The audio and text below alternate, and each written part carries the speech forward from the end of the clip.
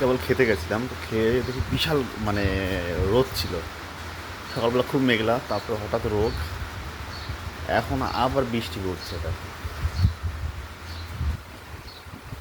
হালকা হালকা বৃষ্টি পড়ছে, মানে হালকা হালকা জোরেই পড়ছে, কিন্তু অতটা ক্যামেরায় বোঝা যাচ্ছে না। এই দেখো,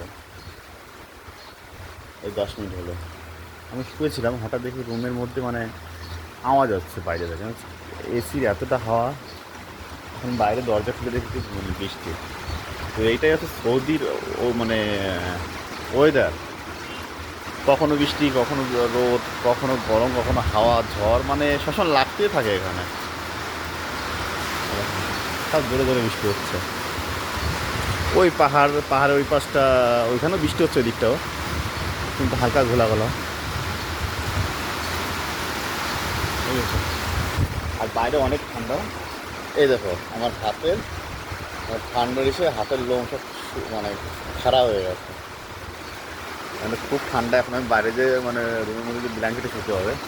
তো বাই।